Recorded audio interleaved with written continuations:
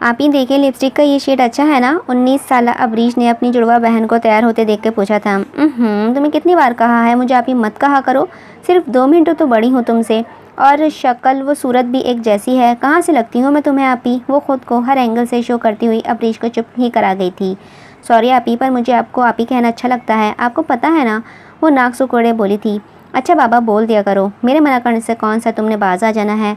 अब वो last time खुद को जांचती नज़रों से देखती हुई एक तरफ बैठे हील्स पहनने लगी थी। इस वक्त वो अपनी मामा के दोस्त के बेटी की शादी में जाने के लिए तैयार हो रही थी।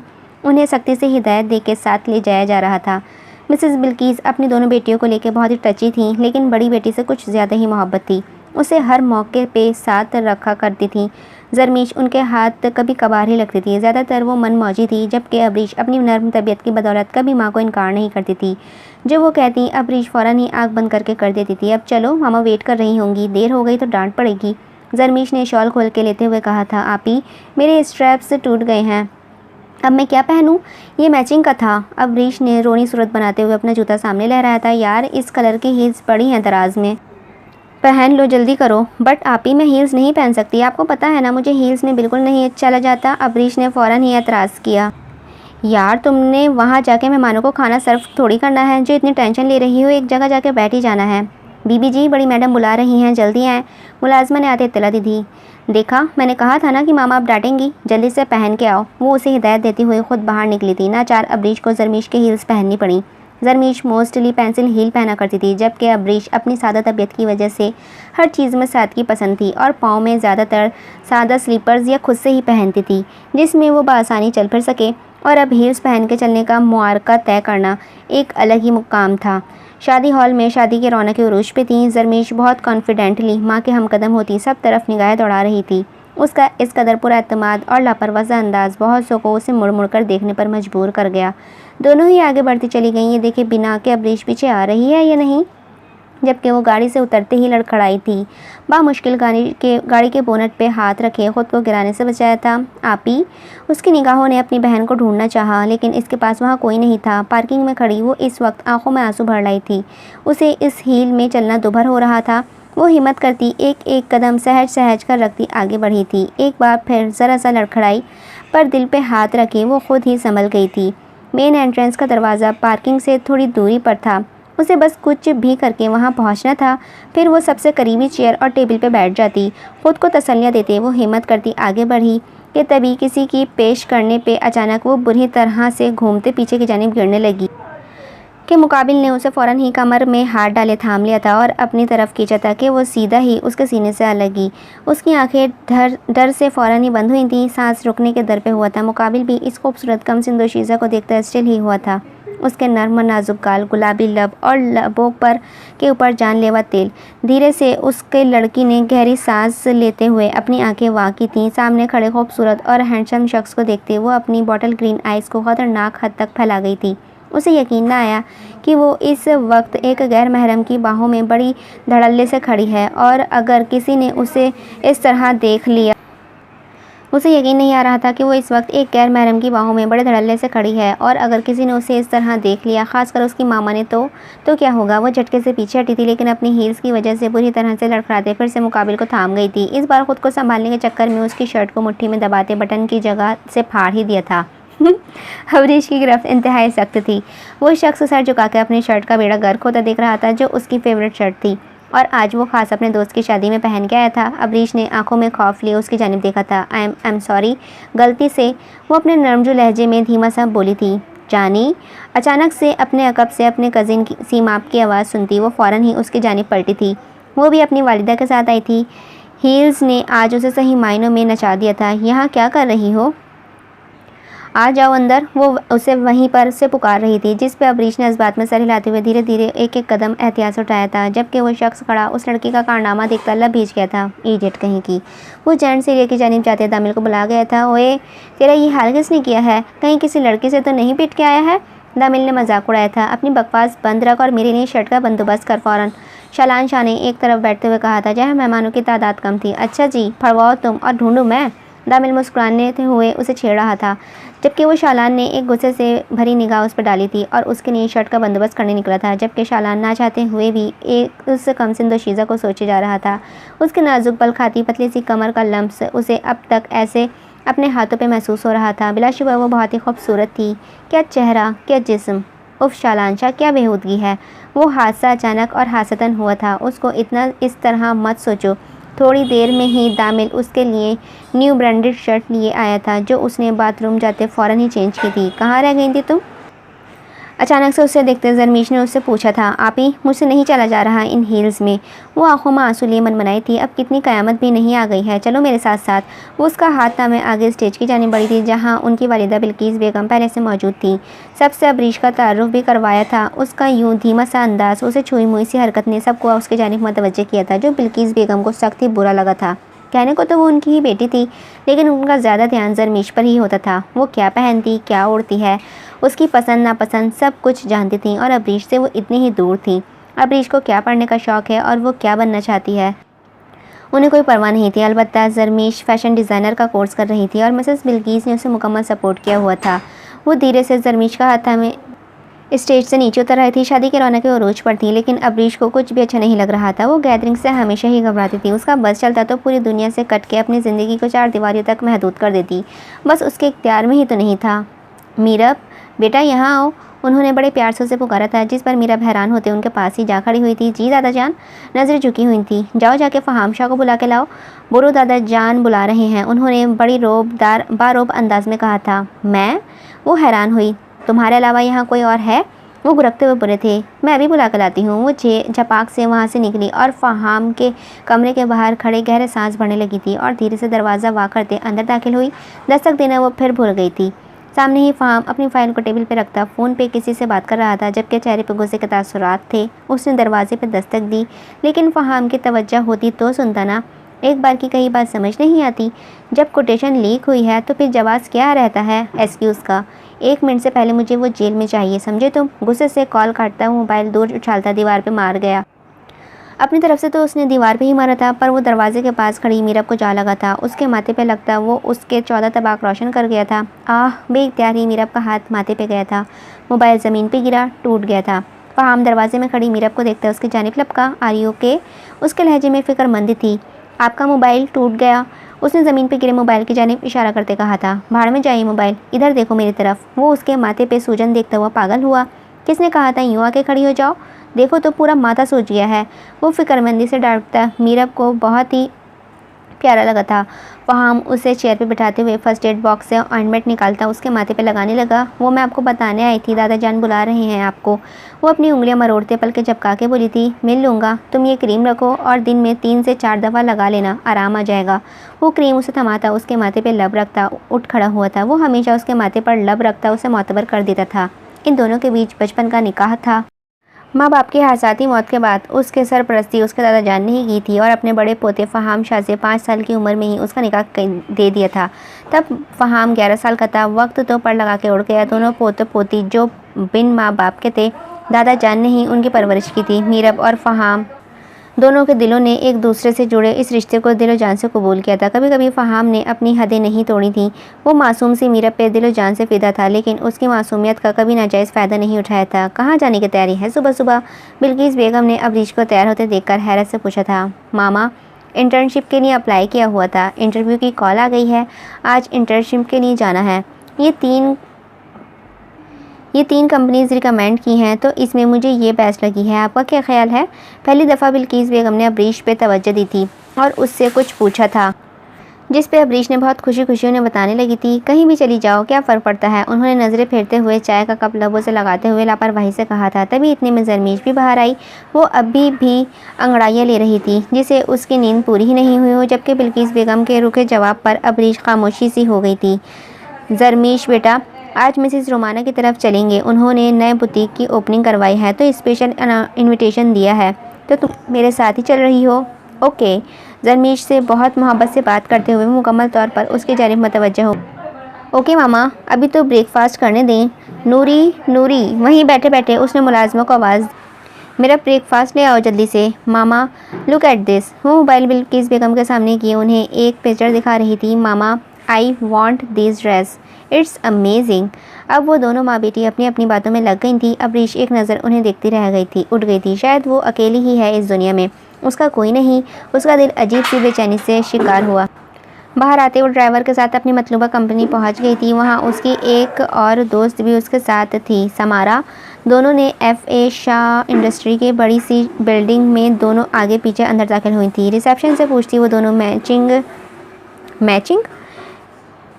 मैनेजिंग डायरेक्टर के ऑफिस के बाहर जाते रुक गई थी। पहले तुम जाओ, फिर आगे मुझे बताना कि क्या क्या पूछा है, अबरीश ने समारा को कहा और खुद सामने रखी चेयर्स पे से एक चेयर पे जा बैठी थी। समारा हिम्मत करके इजाज़त लेती दाखिल हुई और 10 मिनट बाद ही बाहर आ गई थी। मैं सिलेक्ट हो गई, अब मैं पूरे 3 माह यहाँ काम करूँगी, अब तुम जाओ, ऑल द बेस्ट।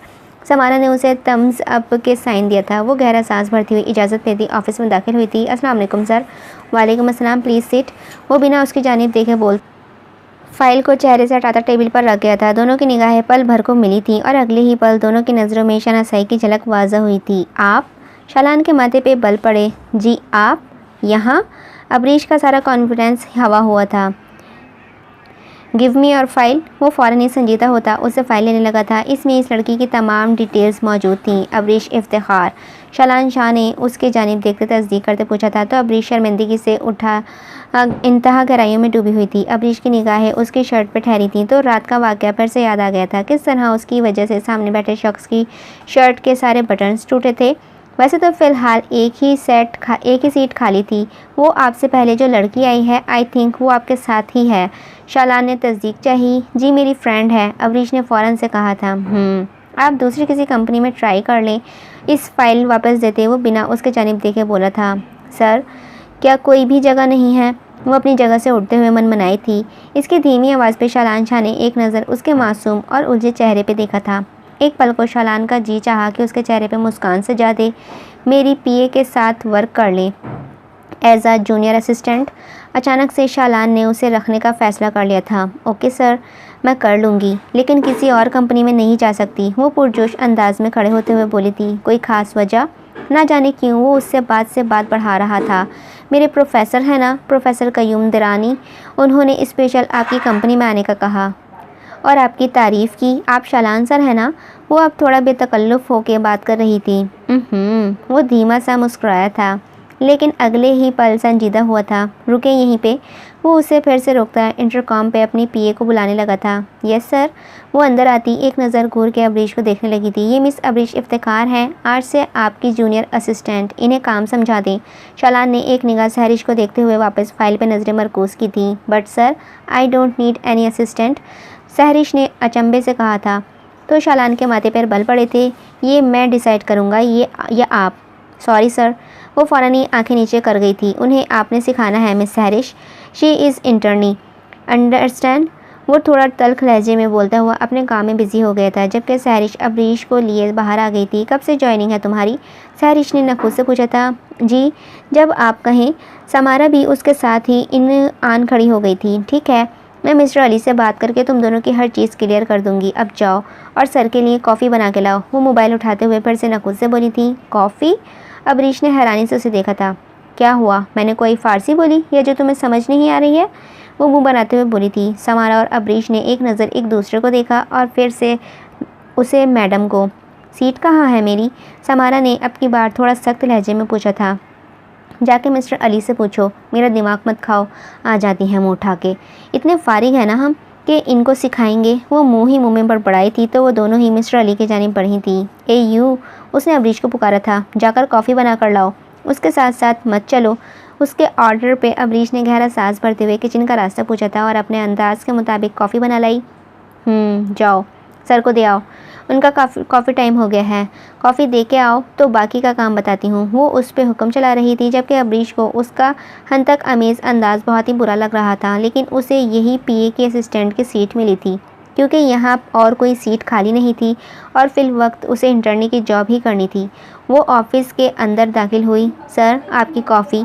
अबरीश कॉफ़ी उसके सामने रखती हुई धीमा सा बोली थी। अबरीश को कॉफ़ी लाता देखकर वो हैरान हुआ लेकिन फिर कॉफ़ी को देखता उसे लबों से लगा लिया था। ये कॉफ़ी किसने बनाई है? उसने माथे पे पल डाले पूछा था। जी मैंने बनाई है। क्या हुआ? अच्छी नहीं बनी। वो घबरा सी गई थी। शलान ने उसके जवाब देने के बजाय इंटरकॉम पर सहरिश को वापस अंदर बुलाया। यस सर, वो भी बोतल के जिन की तरह वहाँ पर हाजिर हुई।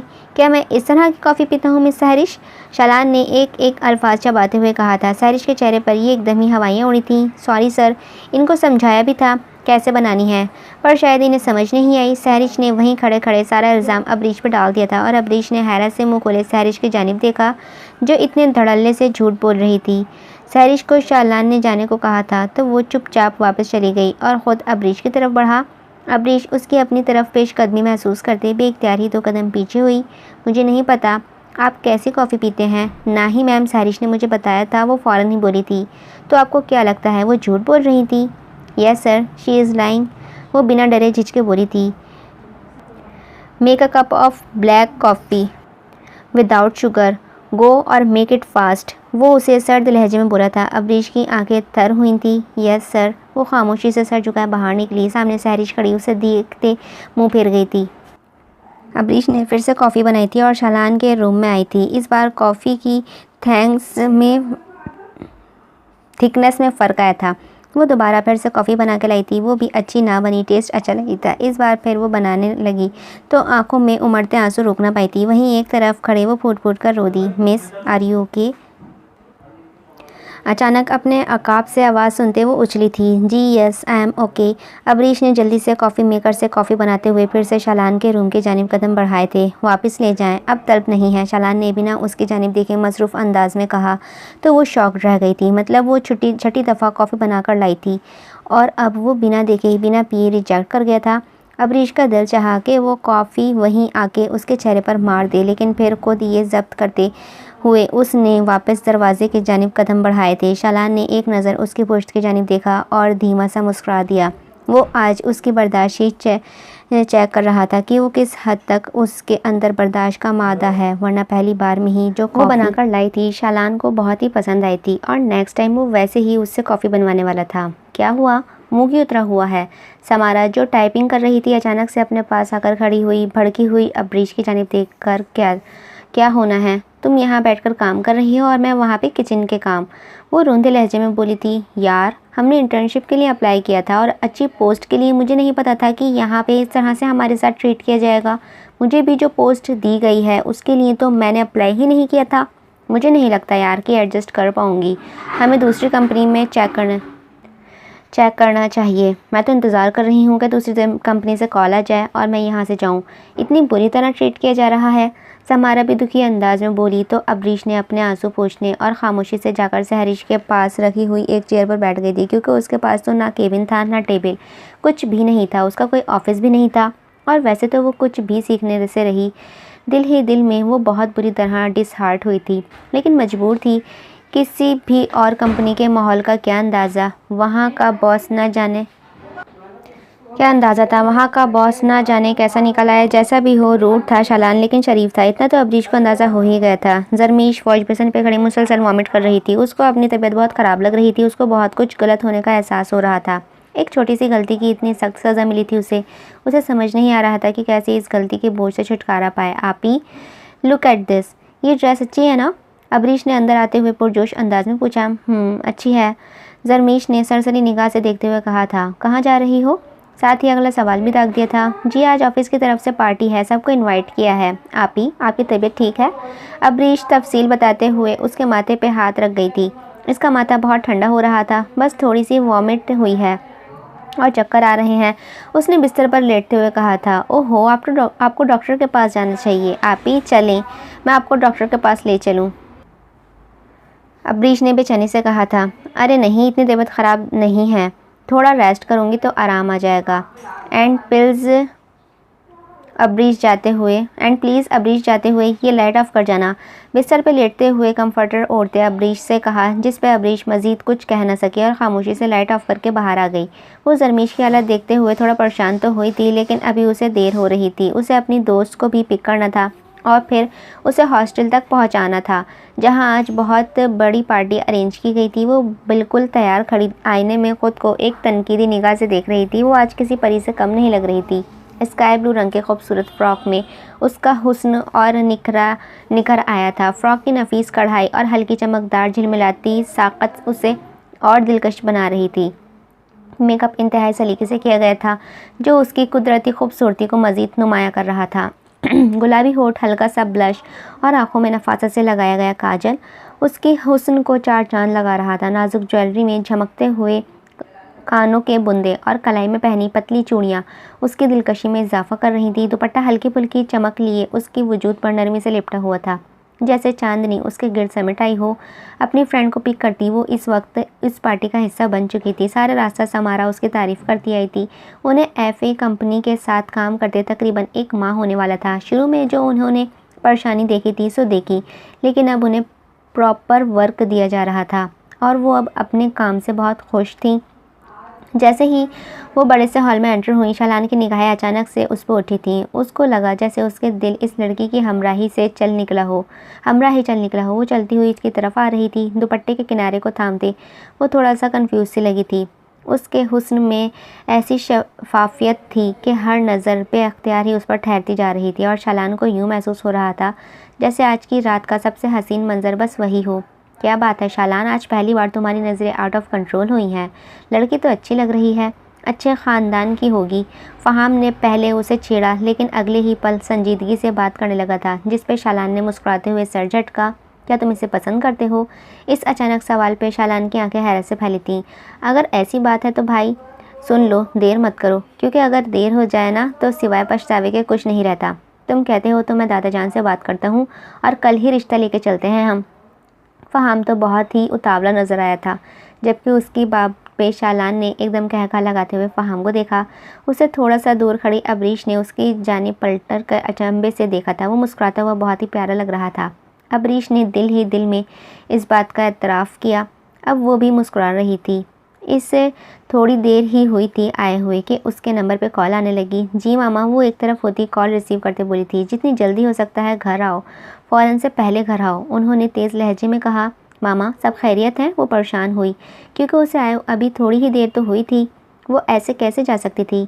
जितना कहा है उतना करो, समझ नहीं आ रहा? फ़ौरन घर आओ, उन्होंने गुस्से से कहा। कॉल काट दी। अबरीश के चेहरे पे परेशानी के आसार नुमाया हुए, क्योंकि वो ड्राइवर को वापस भेज चुकी थी। पार्टी का टाइम 2 से 3 घंटे का था और अब उसे वापस जाना था, तो वो कैसे वापस जाती? यही सोचते हुए वो शालान की जानिब बढ़ी। Excuse me sir. आवाज़ सुनते वो उसकी जानिब मुड़ता सवालिया नज़रों से उसे देखने लगा। सर मुझे घर वापस जाना है, लेकिन मेरे पास राइड नहीं है, वो मनमनाते हुए बोली थी। क्यों, खैरियत मिस अबरीश? अभी तो आप आई हैं अचानक से। सर घर में कुछ इमरजेंसी हो गई है तो मुझे जाना है, क्या आप मेरी मदद कर सकते हैं? वो बहुत ही इज्जत व एहतराम से बोल रही थी इस वक्त तो। शालान ने कुछ सोचते हुए इर्द गिर्द निगाहें दौड़ाईं। चले मैं आपको छोड़ देता हूँ। अचानक से उसके ऑफ़र पर अबरीश की आंखें हैरत से फैलीं। सर आप साथ जाएंगे मुझे छोड़ने? यस, आपको मेरे साथ चलने में कोई प्रॉब्लम है? शालान के माथे पर ये एकदम ही बल पड़े थे। नो नॉट एट ऑल, मैं समारोह को बता कर आती हूँ। ओके, मैं आपका वेट कर रहा हूँ, आ जाएं। शालान ने गेट की जानिब जाते हुए उसे कहा, जिस पर फ़हाम की आंखें मज़ीद शरारती हुई थीं, जिन्हें शालान नज़रअंदाज करता हुआ अबरीश को लिए बाहर आ गया। अबरीश से उसके घर का एड्रेस पूछकर वो गाड़ी उसके एड्रेस की जानिब मोड़ कर रास्ता भर में खामोशी ही रही। अबरीश ने एक बार फिर से अपनी माँ के मोबाइल पर कॉल मिलाई, लेकिन उन्होंने कॉल काट दी। अब वो बहुत ज़्यादा परेशान हो गई थी। अबरीश, एवरीथिंग इज़ ओके? उसे अबरीश के चेहरे पर फैली उदासी अच्छी न लगी थी। यस सर, सब कुछ ठीक है, वो चेहरे पे धीमी मुस्कान सजाए बोली थी। मैं आपसे कुछ बात करना चाह रहा था। अच्छा हुआ इस तरह वक्त मिल गया। और जी सर बोलिए। मैं हमतन गोश हुई। I want to marry you Abrish. अचानक से शालान के प्रपोज़ल पे अबरीश की आंखें हैरत से फैली थीं। मुझे अंदाज़ा है ये जगह मुनासिब नहीं है, लेकिन मैं नहीं चाहता कि देर हो। आप मुझसे शादी क्यों करना चाहते हैं? अबरीश ने खुद पे काबू पाते हुए पूछा था। शायद लव एट फर्स्ट साइट हो गया है। आई डोंट नो, बट मुझे ये रियलाइज़ हो रहा है कि आप ही वो लड़की हैं जिसने पहली बार मेरे दिल पे दस्तक दी है, और मैं 1 मैन फॉर 1 वुमेन हूँ। जल्दी नहीं है, आप सोच समझ के जवाब दीजिएगा। ये मेरे घर का एड्रेस है, घर वालों से भी मिलने आ सकती हैं। वैसे मुझे आपके जवाब का वेट रहेगा। वो उसके घर के बाहर गाड़ी रोकते हुए उसके जानिब मोड़ के बोला था। अबरीश उसके हाथ से काट लेते हुए खामोशी से फ़ौरन गाड़ी से नीचे उतर गई। जैसे ही वो गेट के अंदर दाखिल हुई, शालान ने मुस्कुराते हुए गाड़ी वापस मोड़ी थी। जबकि वो अंदर दाखिल हुई तो एक क़यामत खेज़ खबर सुनने को मिली थी। फ़हाम ने दादा जान से शालान और अबरीश के रिश्ते की बात की। पहले तो उन्होंने बरहमी दिखाई, लेकिन फिर शालान की चाहत देखते हुए वो खामोश हो गए और रिश्ता लेकर जाने के लिए भी राज़ी हो गए थे। लेकिन शालान ने उन्हें रोक दिया, क्योंकि वो पहले अबरीश से जानना चाहता था कि वो उसके बारे में क्या सोचती है और क्या चाहती है। जब से उसने उससे इजहार मोहब्बत किया था, तब से वो ऑफ़िस ही नहीं आ रही थी। आज उसको ऑफिस ना आते हुए 5 दिन गुजर गए थे। बिना इन्फॉर्मेशन के वो छुट्टी पर थी। अब तो शालान को गुस्सा आने लगा था। एक दिल किया उसके घर पहुंच जाए, लेकिन फिर सब्र करते हुए उसने नंबर पर कॉल की। थोड़ी देर बाद कॉल रिसीव हुई। जी कौन? अबरीश की आवाज़ सुनते हुए एक तरफ तो दिल में ठंडक का एहसास जागा, लेकिन दूसरी तरफ से अजनबियत भरा लहजा सुनते ही शालान के माथे पर बल पड़े थे। मतलब उसने उसका नंबर तक सेव नहीं किया। शालान शाह बात कर रहा हूँ, आप ऑफिस क्यों नहीं आ रही? शालान का लहजा सरसरी था। दूसरी जानिब अबरीश एकदम ही खामोश हुई। वो सर, घर में थोड़ी इमरजेंसी हो गई थी, तो इसीलिए मैं और शायद मज़ीद कुछ दिन ना आ पाऊँ। उसकी बात पर शालान को गुस्सा आने लगा था। ठीक है, लेकिन मैं अपने दादा जान के साथ आपकी तरफ आ रहा हूँ। दादा जान के साथ? हमारी तरफ? क्यों लेकिन? वो हैरान हुई थी। शायद आप भूल रही हैं कि 5 दिन पहले मैंने आपको प्रपोज़ किया था, जिसका जवाब आपने अभी तक नहीं दिया। सर, अभी घर की सिचुएशन ऐसी है कि मैं कुछ सोच ही नहीं पाई। प्लीज़ मुझे थोड़ा वक्त दे दें, वो घबराए हुए बोली थी। अब और कितना वक्त चाहिए आपको मिस अबरीश? शालान को लगा वो दिल से राज़ी है, बस ज़बान से इजहार करते डर रही है। पता नहीं, वो ना जाने किन ख्यालों में खोई हुई थी। तो ठीक है, जब पता नहीं तो सब कुछ रब पे छोड़ दें। कल दादा जान आ रहे हैं तो आप अपनी वालिदा को बता दें। अल्लाह हाफ़िज़। वो अपनी कहते कॉल काट गया था। दूसरी तरफ अबरीश इंतहाई परेशान हो गई थी। भला इतनी भी क्या जल्दी? और इस वक्त घर में इतनी ट्रेजेडी चल रही थी। मैं कैसे मामा से कह दूँ मुझे शादी करनी है? शालान रिश्ता ला रहे हैं। कौन रिश्ता ला रहा है अबरीश? अचानक से मिसेस बिल्किस बेगम की आवाज़ सुनती वो बुरी तरह चौंकी थी। मामा वो प्लीज़ अबरीश, अब तो मुझे कोई दुख मत देना। बहन की तरह जो बात है साफ साफ बता दो। वो नम और शिकस्त खुर्दा लहजे में बोली थी, तो अबरीश ने उन्हें सब कुछ सच बता दिया। वो गहरी सोच में डूब गई। मामा सच में मैंने यहाँ नहीं की है अभी तक। वो खुद ही आना चाह रहे हैं। आप मना करेंगी तो वो नहीं आएंगे। मैं उन्हें मना नहीं उन्हें आने दो। मिसेस बिल्किस बहुत ही सोच व विचार के बाद कहते उठ गई थी। अबरीश को यकीन न आया कि उसकी मामा इतनी जल्दी मान जाएंगी। अबरीश ने शालान के नंबर पे ओके का साइन दे दिया।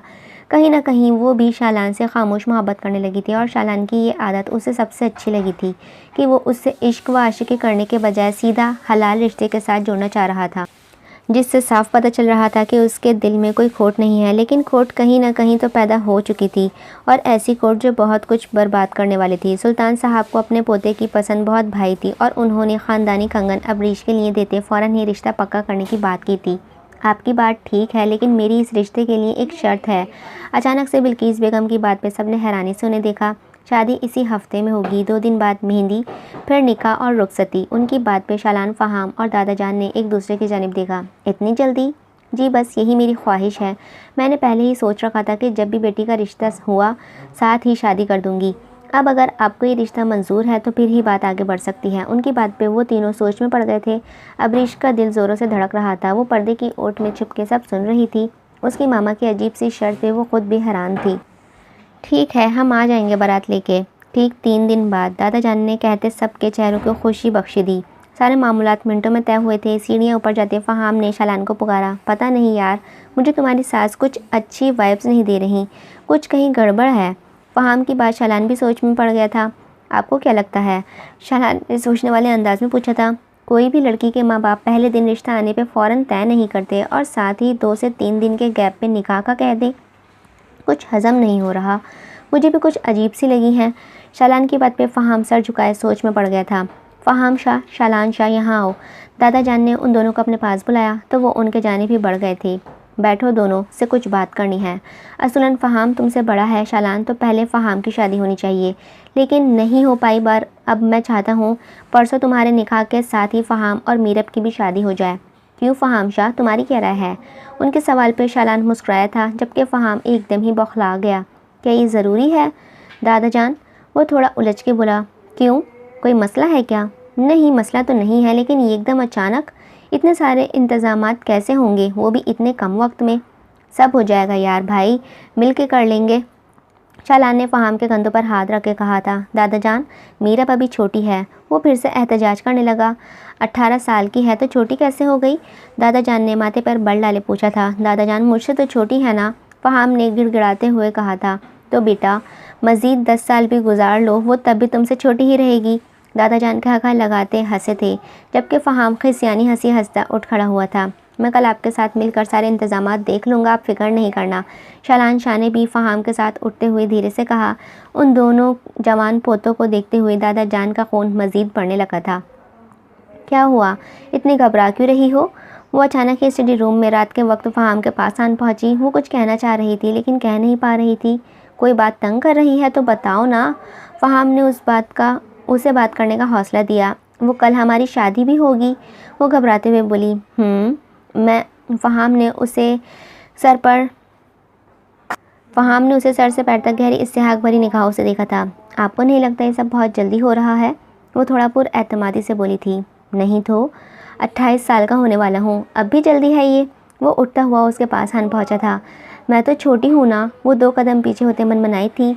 अगर तुम्हारे बड़े होने का वेट किया तो मैं तो बूढ़ा हो जाऊँगा। वो मुस्कुराते हुए बोला था। ऐसे कैसे बूढ़े हो जाएंगे? मर्द तो हमेशा जवान रहता है, आप भी जवान रहेंगे। वो इस बार मुस्कुराते हुए मासूम भरे लहजे में। तो क्या मेरी गुड़िया भी शादी नहीं करना चाहती? निकाह तो हुआ है, अब रुखसती ही होनी है। अगर दिल नहीं मान रहा है तो मैं दादा जान से बात कर लूँगा, वो प्यार से बोला था। अरे नहीं, ऐसी बात नहीं है। वो दरअसल मुझे पढ़ना है बहुत सारा, और शादी हो जाए तो फिर बेबीज़ आ जाते हैं और पढ़ाई छूट जानी है। उसे जो फ़िक्र लाहक थी वो उसने साफ गोई से फ़हाम से कह दी। डोंट वरी, जब तक तुम नहीं चाहोगी हम बेबी प्लान नहीं करेंगे। लेकिन अब दादा जान इतने खुश हैं इस शादी से तो उन्हें नाराज़ करने का जी नहीं चाह रहा। बाकी ज़िंदगी हमने एक साथ ही गुजारनी है, सो हम आपस में कर लेंगे सब। किसी को पता नहीं चलना चाहिए हमारे बीच की कोई बात, ओके? वो उसे अपने साथ लगाए मोहब्बत से उसके माथे पर बोसा देते बोला तो वो धीमा सा मुस्कुराती थी। ये फ़हाम का दिया साथ उसके आब हयात था। अबरीश इफ्तिखार बिनते इफ्तिखार अहमद, आपका निकाह फ़हाम शाह वल्द इब्राहिम शाह से 50 लाख सिक्का रियाजुल वक्त तय पाया है। क्या आपको ये निकाह कबूल है?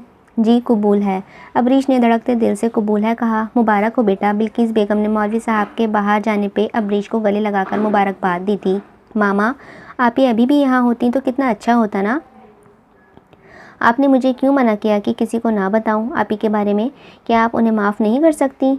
माफ़ तो कर दिया है अबरीश, वो मायनेखेजी से बोली। जी, क्या मतलब? वो नासमझी से माँ को देख रही थी, जो दरवाजे के पास जाते दरवाज़ा अंदर से लॉक कर गई कि तभी ड्रेसिंग रूम का दरवाज़ा खुला। अबरीश ने पलट के देखा तो दंग ही रह गई थी। रुखसती के लम्हात हर लड़की के माँ बाप पे भारी होते हैं। बिल्किस बेगम की आंखों में आंसू ही आंसू थे, लेकिन उन्हें बेटी को रुखसत करके जो सुकून मिल रहा था वो सिर्फ वही महसूस कर सकती थी। अबरीश शालान के साथ रुखसत हो गई थी और बिल्किस बेगम के चेहरे को एक मायनेखेज मुस्कान ने छुआ था और कुछ रस्मों के बाद शालान के रूम में पहुंचा दिया गया। वो घूंघट हटाए उसके कमरे को मैस्मराइज होती देख रही थी। इतना बड़ा और प्यारा कमरा, उफ़ कितना अमीर है ये शख्स, वाह अपने तो मज़े होने वाले हैं। मामा बता रही थी हैंडसम भी है। आह यार, तो अब तो सब कुछ ठीक होने जा रहा है। वो धीमा सा कि तभी दरवाज़ा खोलते शालान रूम में दाखिल हुआ तो दुल्हन बनी बैठे वो फ़ौरन ही घूंघट वापस नीचे कर गई थी। शालान उसकी इस हरकत पे दिलो जान से मुस्कुराया था। वो उसके करीब जाते हुए उसका हाथ थामते उसके पास बैठा। उसका दिल 120 की रफ्तार से धड़कने लगा था। You are so innocent Abrish my lady. वो उसका घूंघट हटाता हुआ एक पल को ठिठका था। वो शर्मीली मुस्कान के साथ शालान को देखने लगी थी। आप भी बहुत अच्छे हैं माई हस्बैंड।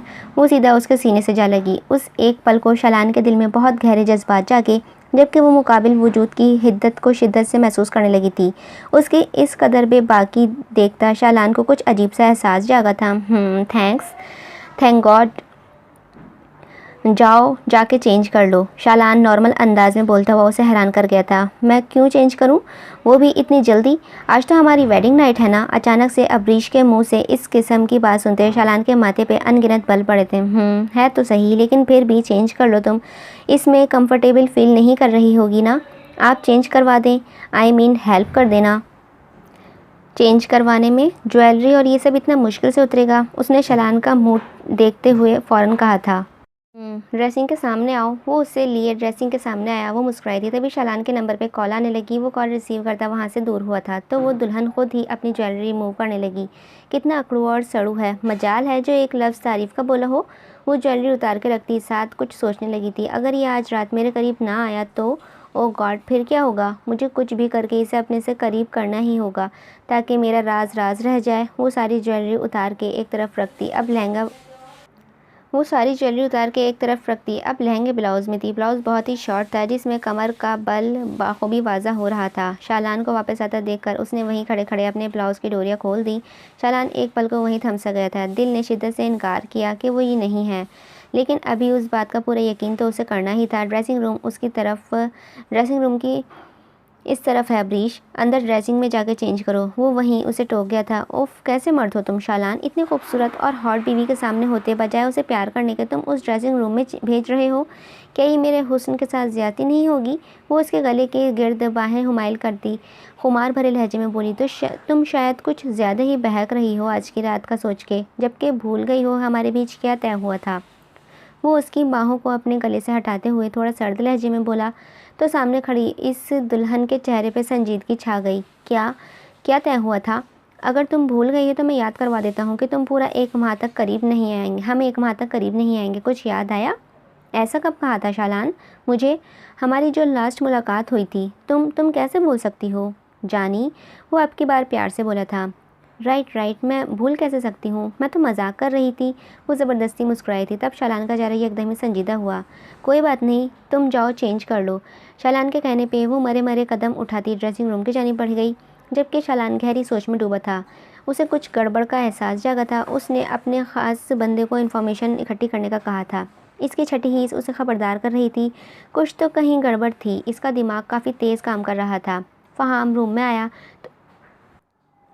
तो मीरा शर्माई लज्जाई सी उसके बिस्तर पे दुल्हन बनी विराजमान थी। उसे देखा तो वो धीमा सा मुस्कुराई थी। एक लम्हा मुकम्मल होने का एहसास जागा था। उसके पास आते वो उसके करीब होता बैठता। उसका घूंघट उलट गया था। एक लम्हे को वो मबहूत सा हो गया। उसका दो आतिशा रूप देखते उसे लगा शायद वक्त यहीं थम गया हो, सब कुछ कायनात में रुक सा गया हो। आज वो इतनी हसीन लग रही थी कि फ़हाम से नज़रें तक नहीं हटाई जा रही थीं। उसे ऐसा लग रहा था जैसे मोमी गुड़िया को छू रहा हो। वो ज़रा सी सख्त गिरफ्त पे कहीं टूट ना जाए। माशाल्लाह चश्मे बदूर। बेसाख्ता ही फ़हाम के लबों से अदा हुए लफ्ज़ों को सुनती उसने चौंक कर सर ऊपर को उठाया था। जी। वो भी काफ़ी कंफ्यूज थी। यार तुम तो आज मुझे पक्का मारने के दरों पे हो। एक तो इतना कातिल रूप दिखा के तुमने मुझे चारों खाने चित कर दिया है, ऊपर से करीब ना आने की शर्त। आज मुझे कुछ भारी सी लगने लगी है। वो पीछे हो गए बिस्तर पे लेटता उसे निहारने लगा। शाह जी प्लीज़ ऐसे ना देखें, मेरे दिल को कुछ कुछ होता है। वो बेइख्तियार आगे होती उसकी आंखों पे हाथ रख गई थी। फ़हाम तो उसकी इस अदा पे ही दिल और जान से कुर्बान हुआ था। ओके, देखने पे भी पाबंदी है। वो थोड़ा सा खफा हुआ था तो मीरब के चेहरे पर शर्मीली से मुस्कान छुआ था। उफ अब ऐसे मुस्कुराओगी तो ये बंदा जान से जाएगा, अल्लाह ना करे। वो एकदम ही उसके लबों पे हाथ जमाने लगी थी जिसे फ़हाम ने बहुत हक से चूमा था। इससे पहले मैं जज्बात के रूह में बहकता हर हद से गुजर जाऊँ, जाओ चेंज कर लो। वो उसके गाल को अंगूठे से मसलता हुआ पीछे होता उठा था। उसका यूं ही एकदम दूर जाना मीरब को चुभा था। प्लीज़ शाह जी। उसका लहजा रोंद गया। भले ही उसने फ़हाम से बेबीज़ की प्लानिंग करने से मुताल्लिक सरसरी बात की थी, लेकिन इस तरह उसका दूर जाना तो बिल्कुल बर्दाश्त न हुआ। और माथे पे बोसा तक न दिया। इसकी आंखें झिलमिलाई थीं। क्या हुआ जानिशा, रो क्यों रही हो। ये आंसू। वो तड़प के उसकी जानिब वापस मुड़ा।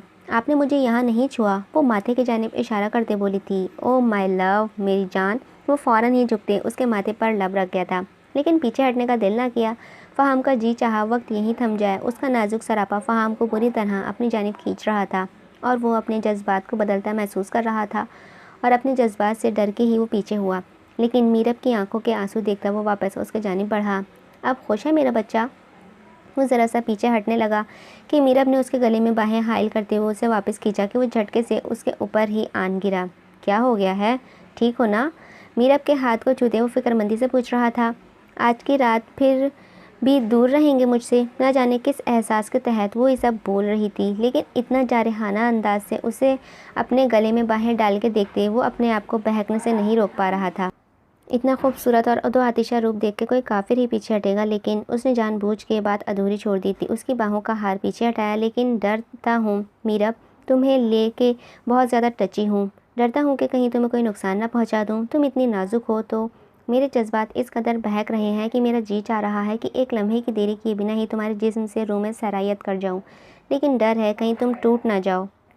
वो जज्बात की शिद्दत से बोल मीरब के दिल को बुरी तरह से धड़का गया था। फ़हाम शाह की आंखों में ठहरे सुर्ख डोरे देखती मीरब की पलकें झुकी थीं। शाह जी, मुझे चेंज करने में मदद कर देना, वो अपनी असली मासूमियत से बोलती। फ़हाम के गहरा सांस खारिज करवा गई थी।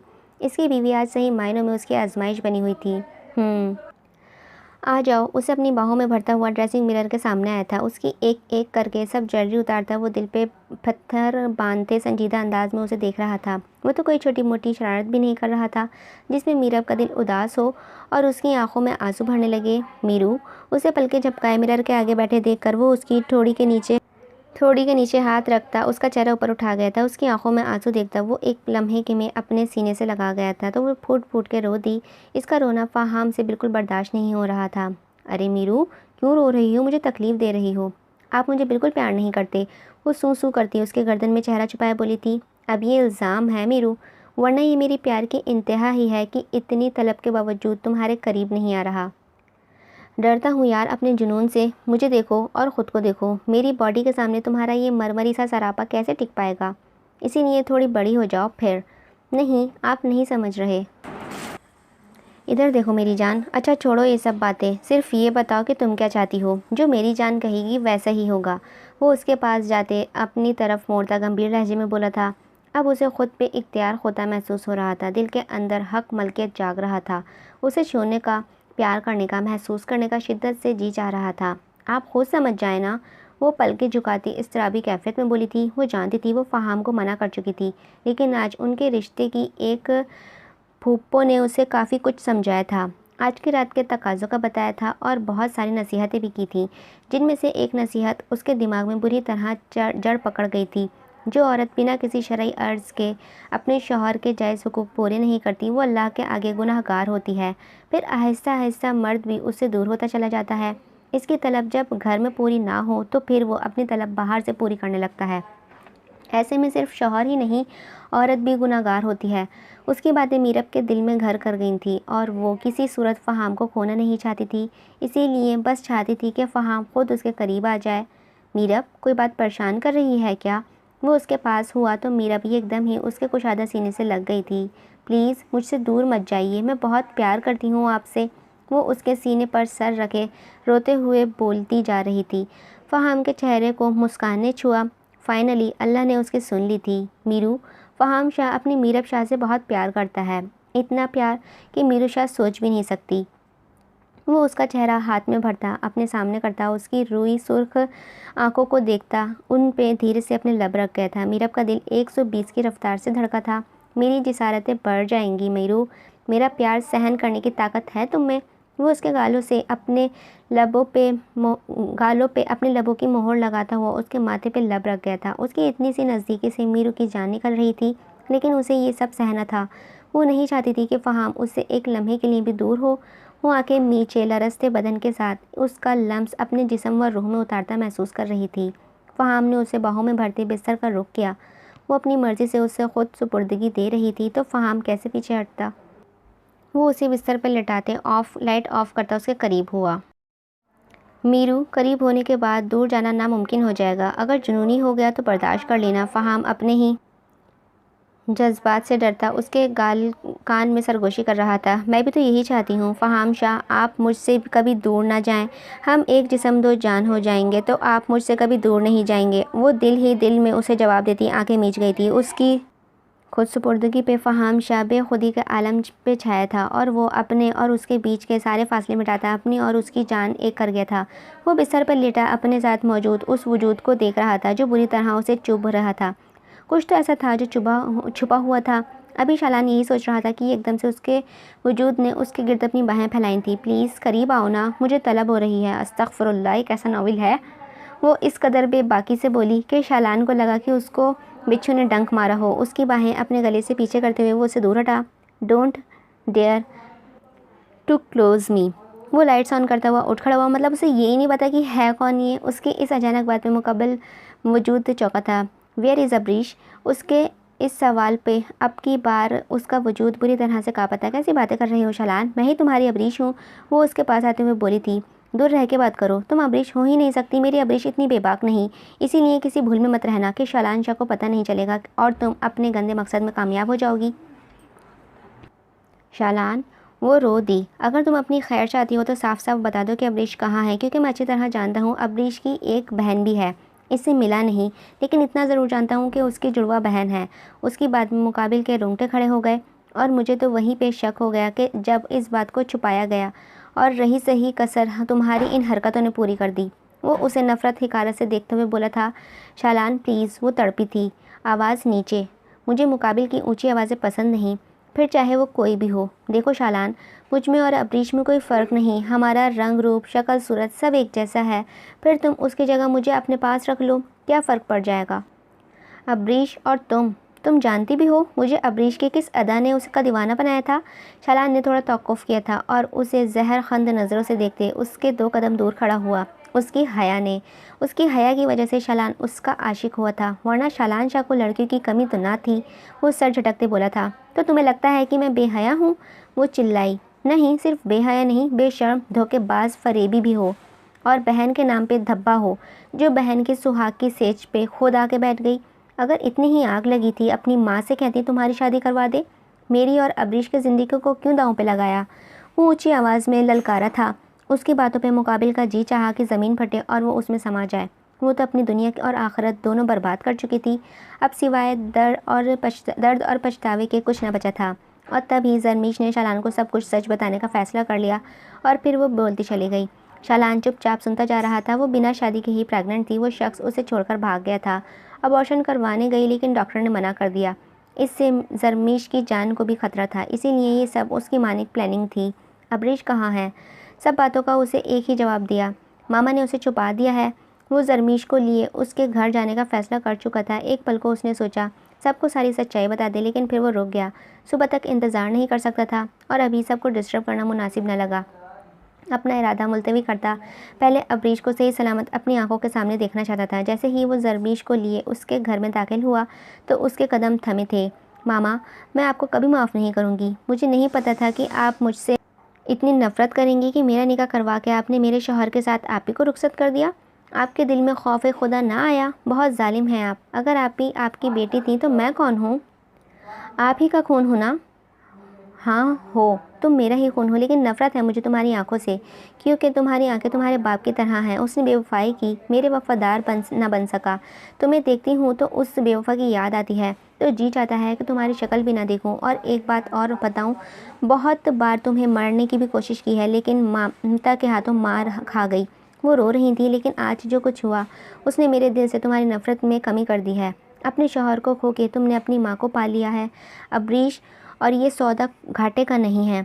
और भूल जाओ तुम्हारा कभी निकाह हुआ था। शालान जरमीश को दे दो, उसके होने वाले बच्चे का नाम मिल जाएगा। मैं वादा करती हूँ कि तुम्हारी बहुत अच्छी जगह शादी करवाऊँगी। वो बहुत मोहब्बत से कह रही थी, जबकि अबरीश का जी चाहा कि सब कुछ बर्बाद कर दे।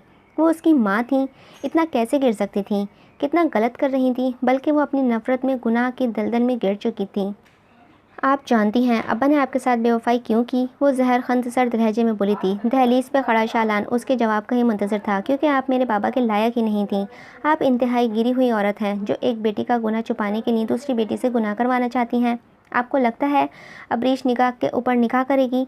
आप हो सकती हैं घटिया, मैं नहीं। चट्टाख। उसकी बातों को बिल्किस बेगम बर्दाश्त न कर पाई थी। माँ को घटिया बोलती हो बेशर्म? वो आपे से बाहर हो गई थी। आप जो मर्ज़ी कर लें, लेकिन मुझे और शालान को अलग नहीं कर पाएंगी। जब तुम इस दुनिया में नहीं रहोगी तो शालान सिर्फ जरमीश का हो जाएगा और ये राज राज ही रह जाएगा। वो अपनी ही बेटी का गला दबाए गई थी। अबरीश की आंखों में बेयकीनी सी उभरी थी। अचानक शालान ने अंदर आते बिल्किस बेगम का हाथ अबरीश की गर्दन से हटाया। वो उसे अपनी बाहों में भरा। आंखें उन्हें अचानक उसे अपने सामने देख बिल्किस बेगम के चेहरे का रंग फक हुआ था। शालान के साथ जरमीश भी थी और उन्हें फ़ौरन ही एहसास हो गया था कि सब राज खुल चुका है। जरमीश, मेरी बच्ची। वो उसे गले से लगा गई थी, जबकि शालान ने बेबस अफसोस से उन्हें देखा था। शालान, वो मैं नहीं, अबरीश रोते हुए बोली थी। सब जानता हूँ मेरी जान, बस चुप रोना नहीं है। वो उसे अपने सीने से लगा गया था। शालान ने दिल को जैसे सुकून सा आ गया था। ये सब कुदरती अमर था। हालांकि जरमीश का चेहरा उससे मिलता था, लेकिन रूह तो अलग थी ना। मैं आपसे कुछ नहीं कहूँगा, आंटी, क्योंकि आप सुनने, सोचने, समझने की तमाम सलाहियतों से महरूम हो गई हैं। आपको बस अल्लाह की हिदायत दी। सिर्फ आपकी इज़्ज़त की खातिर मैं इस राज को यहीं दफन करके जा रहा हूँ, वरना चाहता तो सीधा जेल भिजवाता। जेल के नाम पे अबरीश ने उसके जानिब सर उठाकर देखते सर नफ़ी में हिलाया था। आज के बाद आपकी एक ही बेटी है जिसे आपने मेरे साथ थोपना चाहा था। संभालें इसे। और अबरीश अब सिर्फ मेरी है, मेरी जान है। और अब कभी भूल के भी इसे पे गलीज़ निगाह डाली तो सारे लिहाज भूल जाऊंगा, समझी आप। वो अबरीश को अपने सीने से लगाया बाहर निकलता चला गया था, जबकि वो दोनों माँ बेटी नामुराद रह गई थी। आपको कैसे पता चला शालान, वो मैं नहीं हूँ? इस वक्त वो कागान नारान हनीमून मनाने आए हुए थे, जबकि फ़हाम और मीरब आउट ऑफ कंट्री गए हुए थे। तुम रूह का हिस्सा हो यार, और मेरी अबरीश की बात ही अलग है। वो उसे अपने सीने से लगाता उसके माथे पे लब रख गया था। Thank you Shalan for everything. वो उसके जानिब प्यार भरी निगाहों से देखती बोल रही थी। अब अपनी स्टडी अगेन कंटिन्यू करो, मैं चाहता हूँ कि तुम बहुत ज़्यादा पढ़ो। वो उसका हाथ थामे आगे बढ़ा और वो सोचे जा रही थी कि कौन सी ऐसी नेकी थी जिसका अजर अल्लाह ने उसे दुनिया में ही दे दिया था। ख़त्म शुद।